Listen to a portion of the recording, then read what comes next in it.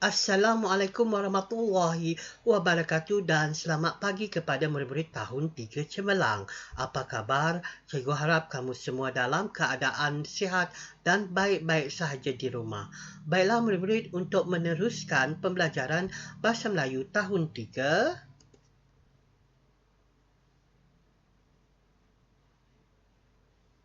pembelajaran kita pada hari ini adalah di dalam buku teks Bahasa Melayu tahun 3 jilid yang pertama, iaitu yang pertama kita akan beralih ke unit yang baru, iaitu unit ketiga di bawah tajuk besarnya Kenangan Manis pada muka surat ke-13, 14 dan 15. Yang kedua, latihan yang kita akan laksanakan adalah latihan ini akan dilaksanakan di dalam buku latihan yang melibatkan muka surat yang ke-15.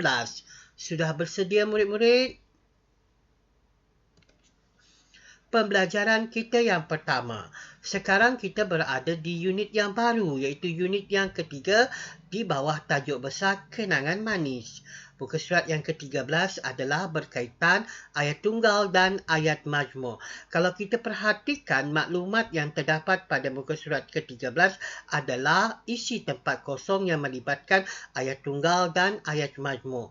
Cikgu telah terangkan kepada kamu tentang pembelajaran ayat tunggal dan ayat majmuk, di mana ayat tunggal adalah satu sahaja perkara yang terlibat, manakala ayat majmuk melibatkan dua perkara di dalam satu ayat. Walau bagaimanapun, cikgu akan bacakan maklumat yang terdapat pada muka surat ke-13. Kenangan manis, mendengar dan bertutur, penghubung kasih. Keluarga Nabila hendak ke rumah Pak Long. Semasa dalam perjalanan mereka, telah singgah di gerai buah-buahan. Gerai ini menjual buah-buahan. Kamu dan Nasri suka akan buah limau. Pilihlah buah limau madu atau limau bali. Baiklah ayah, saya memilih buah limau madu. Saya suka akan buah limau madu kerana buah limau madu di sana ayah hendak membelikan Pak Long buah mangga dan rambutan sebagai buah tangan. Ayah, apakah maksud buah tangan?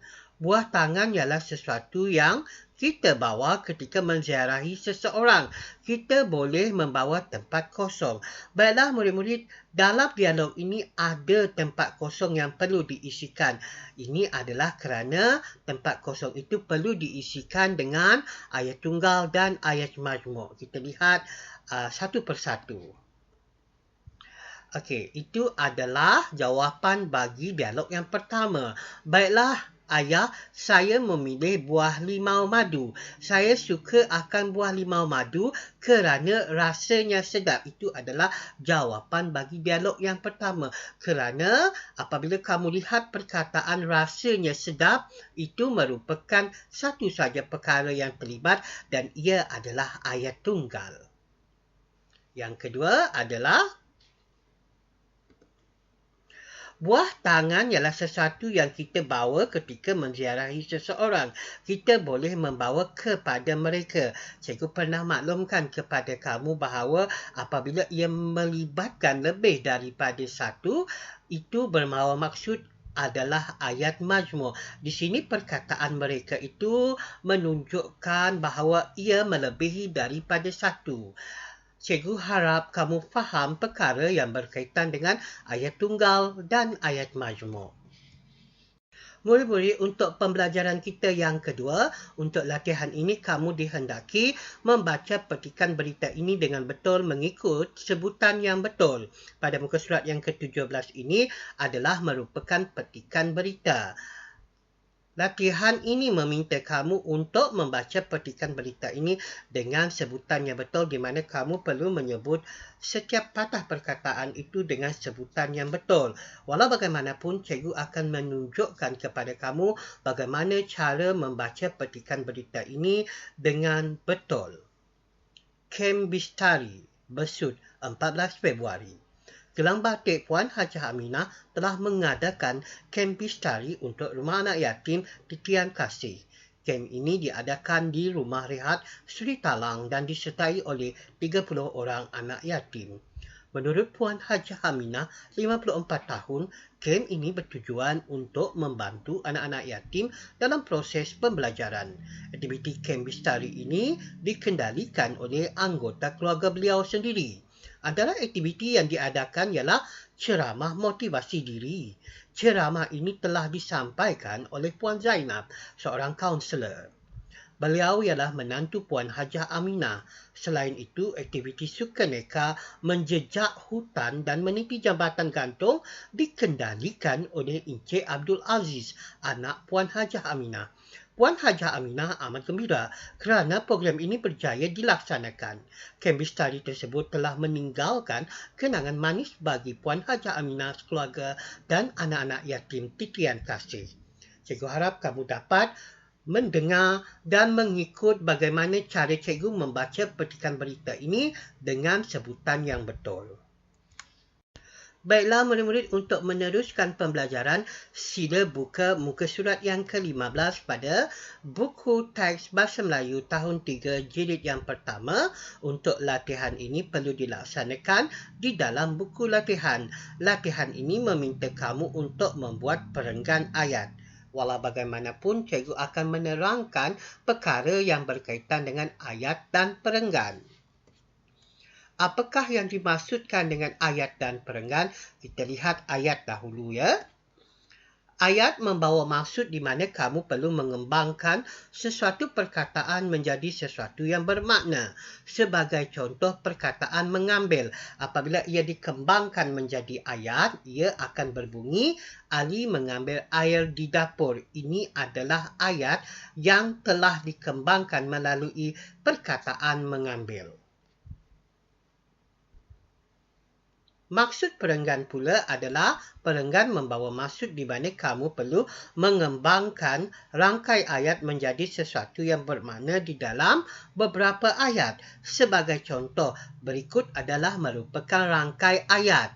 Yang pertama, dia pergi ke pasar. Yang kedua, dia membeli ikan. Yang ketiga, dia membeli sayur bayam. Dan yang terakhir, selesai membeli, dia balik ke rumah. Rangkai ayat ini perlulah kamu kembangkan menjadi beberapa ayat. Apabila ia dikembangkan menjadi beberapa ayat, ia akan membentuk perenggan. Sebagai contoh, Ali berjalan kaki. Dia pergi ke pasar. Sesampai di pasar, dia membeli ikan dan dia membeli sayur bayam. Kemudian setelah selesai membeli, dia balik ke rumah. Ini adalah rangkai ayat yang sudah dikembangkan menjadi beberapa ayat. Apabila ia telah terbentuk menjadi beberapa ayat, maka ia akan digelar sebagai perenggan. Baiklah murid-murid, cikgu harap kamu faham tentang perkara yang berkaitan dengan ayat dan juga perenggan. Jadi untuk latihan kamu adalah berkaitan dengan muka surat ke-15. Kamu dihendaki membina dua perenggan berkaitan dengan gambar yang terdapat rangkai ayat. Baiklah murid-murid, cikgu telah terangkan kepada kamu apakah yang dimaksudkan dengan perenggan, di mana setiap rangkai ayat itu dikembangkan menjadi beberapa ayat, kemudian dicantumkan menjadi satu perenggan.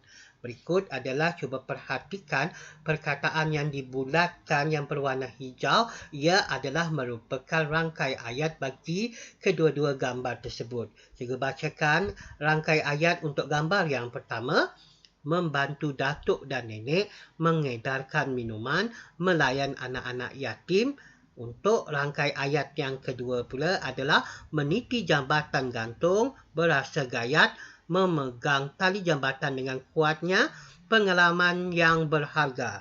Cikgu harap kamu dapat mengembangkan rangkai ayat ini menjadi beberapa ayat yang bermakna dan akan membentuk satu perenggan. Baiklah murid-murid, di akhir kata daripada cikgu ingin mengucapkan ribuan terima kasih di atas penglibatan kamu dalam pembelajaran PDPR. Jaga diri dan sentiasa pastikan diri kamu dalam keadaan sihat. Sekian, terima kasih.